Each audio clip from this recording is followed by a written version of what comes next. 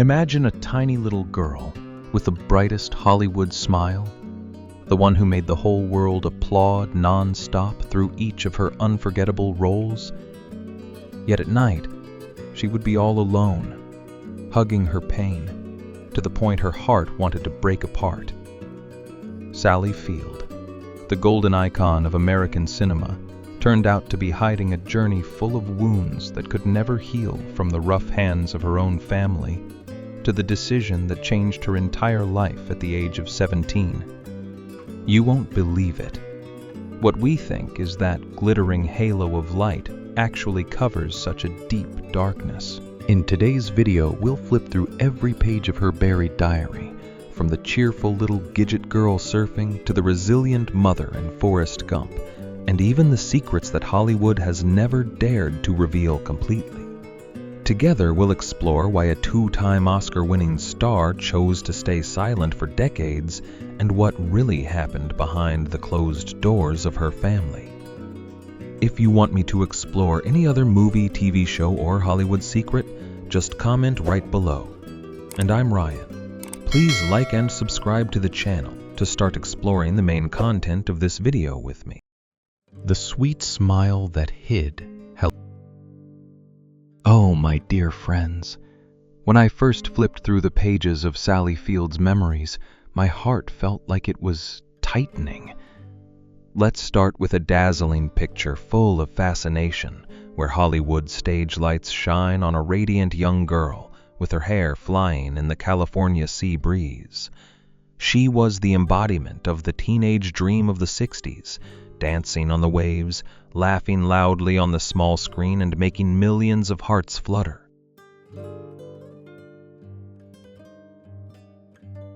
Then, in just one moment, that picture shatters to pieces when we touch the dark corners that no one expected.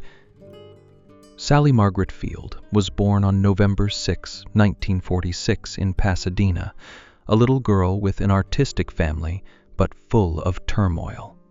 Her mother was Margaret, a quiet actress.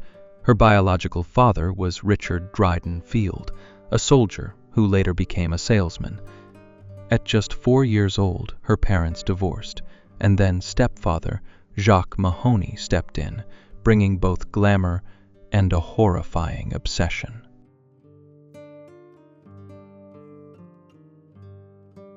You know, while the whole of America was mesmerized by the image of the cheerful cheerleader on the schoolyard, right in that very house, Sally was struggling with nightmares without words.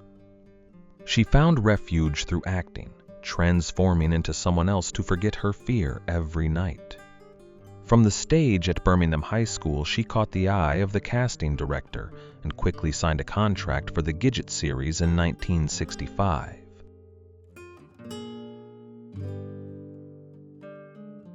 At just 18 years old, she was already a national television star, playing the dynamic, obedient surfing girl, becoming the ideal model for millions of girls.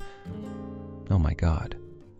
Just imagine a fragile young girl stepping out from a famous book and movie, the perfect replacement for Sandra Dee, and immediately turning Sally into a phenomenon. But that success was also a curse, because it locked her tightly into the cute girl mold forever.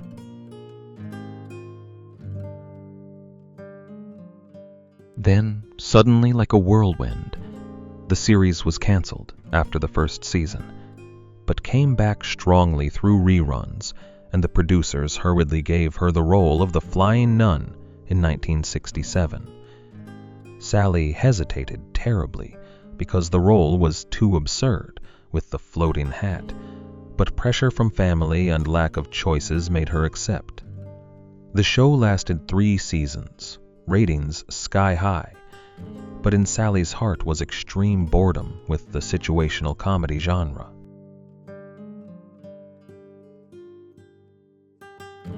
She craved to be serious, to cry, to feel pain, so she quietly stepped into the legendary actor's studio, where Lee Strasberg taught her how to delve deep into the soul of characters. Trust me, that moment was the turning point when she left behind the image of the silly young girl to become a real dramatic actress. The bedroom door that changed everything. If you think the television glamour was sweet enough, then prepare your spirit for the darker part, because right when her career was most brilliant was when the ghosts of her childhood came back fiercely. Imagine a late night in 2012 when Sally was preparing for the role of Mary Todd Lincoln in Steven Spielberg's film. She sat by the bed of her elderly mother who was dying of cancer. For the first time after so many years, she whispered everything. Margaret, the mother who had stayed silent, now held her daughter's hand tightly and said that you were no longer alone.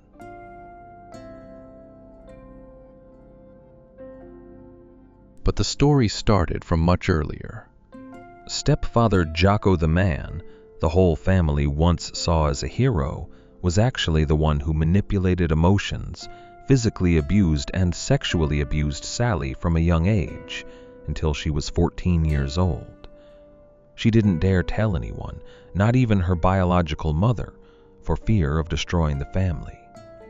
Sally once wrote that if it was all just evil, it would be easier, but Jocko also had moments of gentleness like a guide, making her both hate and confused.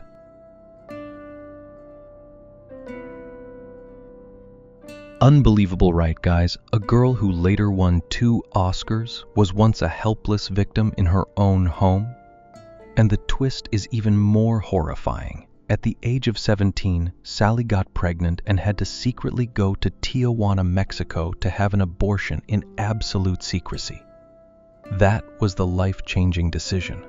A painful journey that she kept hidden until she wrote the memoir, In Pieces. She told the New York Times that she wrote the book just for herself, not sure if she would publish it, because she needed to piece together the broken fragments of her soul.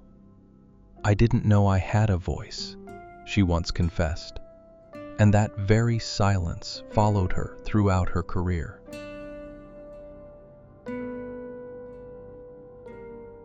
Now let's go back in time a bit with me, but in the way of telling like a dark fairy tale.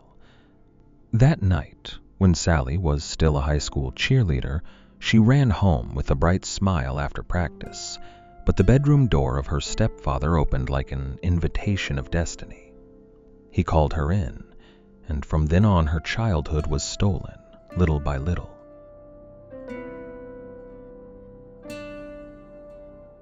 However, she still tried to shine.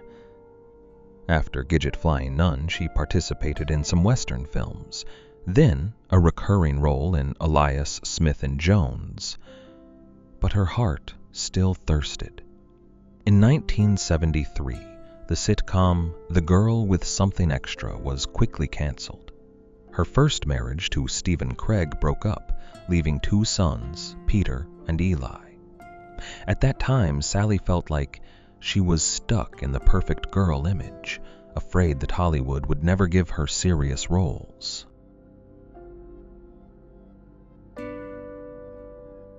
Then, as if destiny arranged it, casting director Diane Crittenden introduced her to the realistic film Stay Hungry.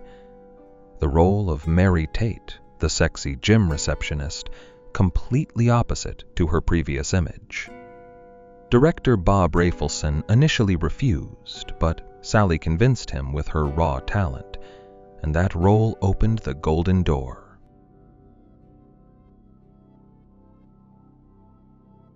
Right after that was Sybil, the television role that made Hollywood turn its head.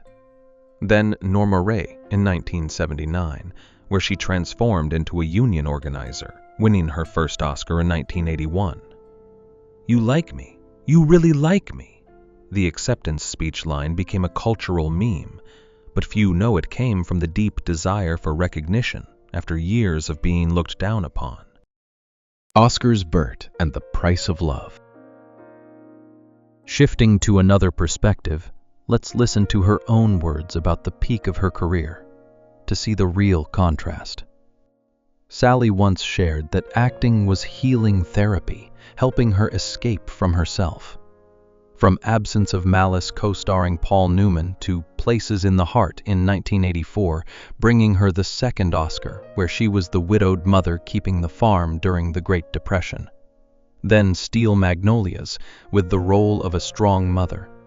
Soap Dish, Mrs. Doubtfire, Forrest Gump with Tom Hanks, and Spielberg's Lincoln in 2012. Each role was a resilient woman, a hero in her own way. But behind that was a real woman, fighting with the aftermath from her childhood.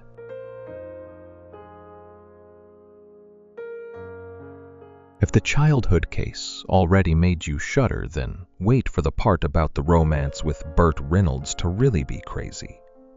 Imagine, in 1977, on the set of Smokey and the Bandit, Sally walked in and was immediately swept up by Burt's intense charisma. Just after 3 or 4 days of filming, they dove into each other like destiny. Burt, later on the Today Show, confessed, "I loved Sally Field since she was 7 years old, and she stayed 7 years old for 11 years.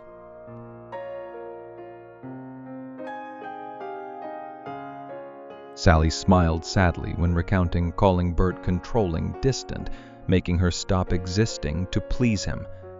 She dressed according to his wishes, walked and stood according to his wishes, even accepted multiple proposals, although she knew his heart didn't belong to her.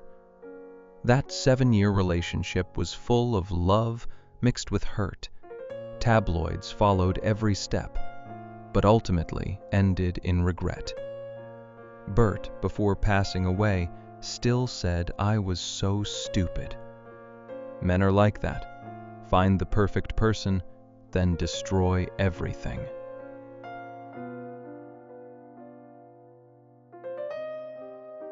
The more I tell, the heavier my heart feels because Sally didn't stop there. She married twice. The first time with Stephen Craig, 1968 to 1975, giving birth to Peter and Eli. The second time with Alan Greisman, 1984, giving birth to Sam in 1987. Divorced, 1993. Family was her support, but the scar from childhood still haunted her. Her mother passed away, and the moment of confessing that secret was the time she felt liberation. Sally once wrote in her memoir that she felt she was both a weak child and possessed a strange power, but all of it only made her want to be a real child.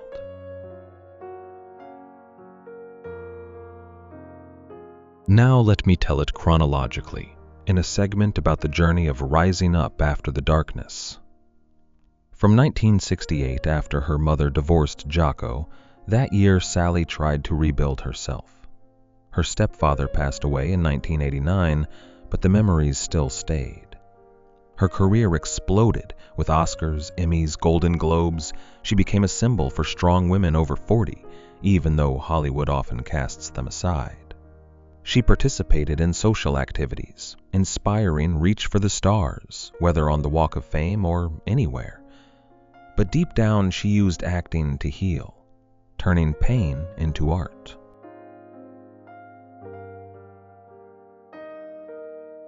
This really makes me have to pause and think, you guys. Sally Field is not just a star. She is living proof that light and darkness always go hand in hand. We continue to dig deeper into the remaining pieces of her life, from her later roles to the lessons that she herself wants to convey. But first, take a really deep breath, because the next part will have even more layers of secrets.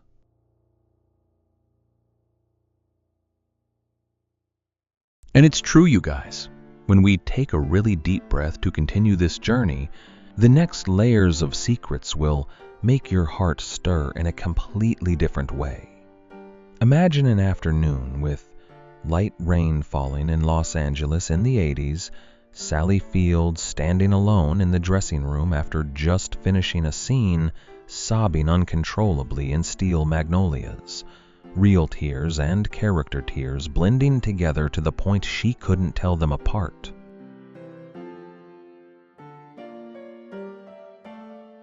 That was the moment she realized every strong mother role, every heroic woman she portrayed on screen was her way of trying to save the child inside herself. From Mrs. Doubtfire with the wig and fake smile to Forrest Gump, where she was the silver-haired Mrs. Gump hugging her disabled son Sally, always chose characters who needed to be loved in the way she herself had once desperately craved.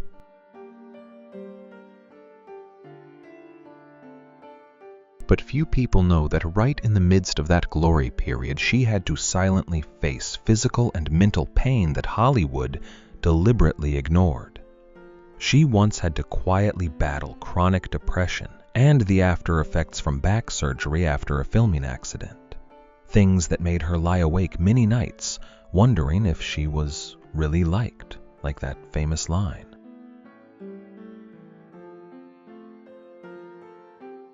Now let me tell you in the way of a short story, one fateful night in 2018, when the memoir, In Pieces, had just been released.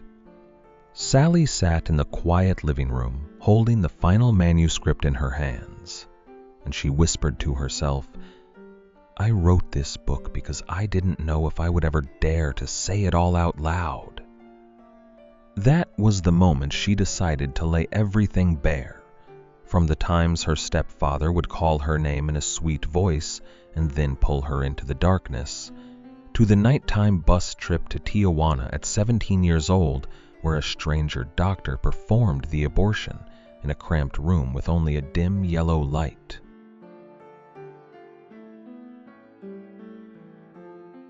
She recounted in detail that the fear at that time was so great she thought she would never make it back. But she did come back. She still smiled in front of the camera. She still became the Flying Nun flying across the screen. A small twist that makes me shudder every time I think about it is that even when her mother passed away, she still kept that secret for many more years, only revealing it to her closest loved ones when preparing for the Lincoln role, as if she needed the strength from that historical character to finally dare to face her past.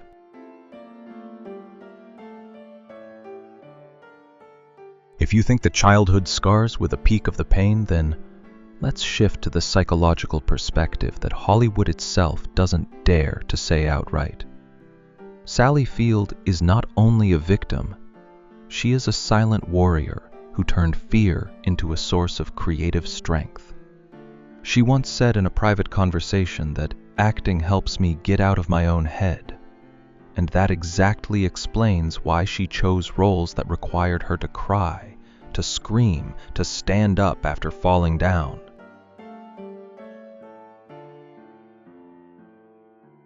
From the journalist role who dared to confront Paul Newman in Absence of Malice, to the resilient farmer mother in Places in the Heart, where she hugged her second Oscar and uttered that classic line, everything was a silent declaration, "I'm still here, I'm still strong, even though the world once tried to break me."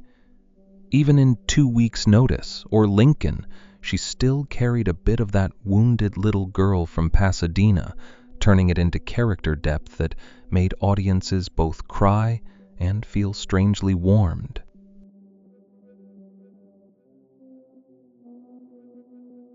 Oh, you guys, I have to pause for a second to breathe because this part really makes my heart feel so heavy. Imagine a morning in 1984. Sally standing in front of the altar at her wedding to Alan Greaseman, holding a bouquet of white flowers, smiling radiantly, but in her head, the sound of her stepfather's footsteps from the old days still echoed. They had their son Sam in 1987, a little boy she cherished with all the love she herself had once lacked. But the second marriage also fell apart in 1993, just like the first one with Stephen Craig.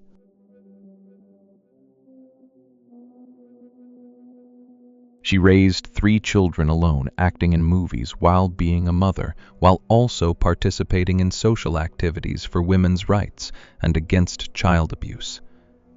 She secretly sponsored many organizations, flew everywhere to speak without ever showing off, because she understood better than anyone the feeling of being forced into silence. A little-known detail is that even when Burt Reynolds passed away in 2018, Sally still received a belated apology through a handwritten letter from his manager, and she cried all night.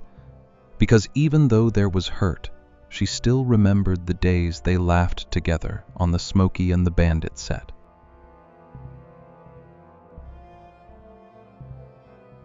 The deeper we go, the clearer we see that behind the Oscar and Golden Globe halo is a woman who once almost lost herself. Sally once had to be hospitalized for exhaustion after continuously filming comedies like Soap Dish, where she played an actress caught up in Hollywood drama, real life and movie life blending so much that she had to rely on therapy to distinguish them.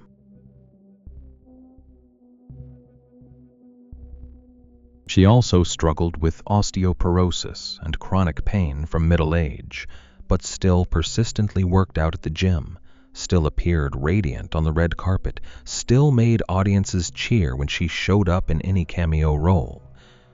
That is real strength.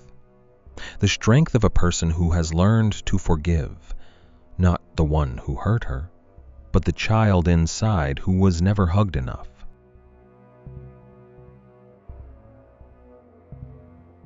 Now let me tell chronologically the later years from when she entered her 70s. In 2012, the Mary Todd Lincoln role was not just a role. It was the time she confronted the pain of loss in history itself. And it was also the moment she told her mother everything before she passed away. Then the later roles in television and film, she remained a symbol of resilience, still being invited to talk shows where she smiled while telling stories, but her eyes still sparkled with the old sadness.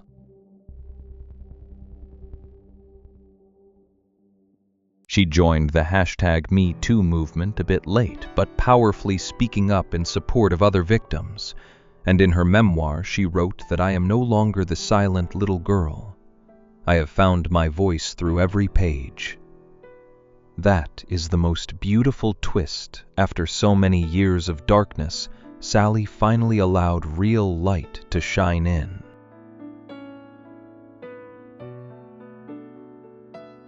If you're feeling your heart moved like I am right now, then this is the moment we look back at the entire journey together. Sally Field has lived a life that, if turned into a movie, would definitely win an Oscar. But she chose to tell it in her own words, sincerely and without covering up. From a wounded little girl to a legend who held the golden statue twice, she teaches us that success doesn't erase the scars, but it can turn those scars into a guiding light for others.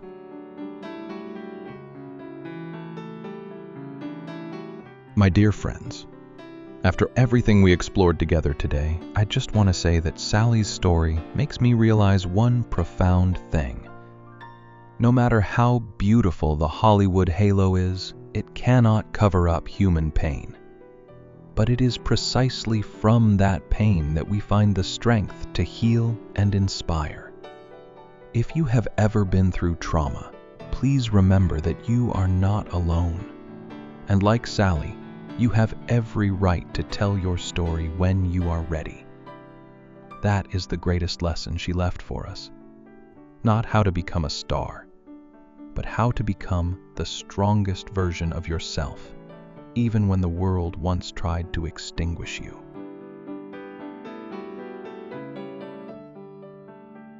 If this video touched your heart, please like right now to support Ryan telling even more real stories. Subscribe and turn on notifications so you don't miss any upcoming classic Hollywood secrets. Comment below the character or event you want me to uncover next. I read every comment and will make videos according to your requests. Thank you for accompanying me on this journey full of tears and hope. Please remember to take care of your mental health, love yourself more, and see you in the next video. I am Ryan, and we will continue to explore the most sparkling dark corners of old Hollywood together. Take care, and see you soon.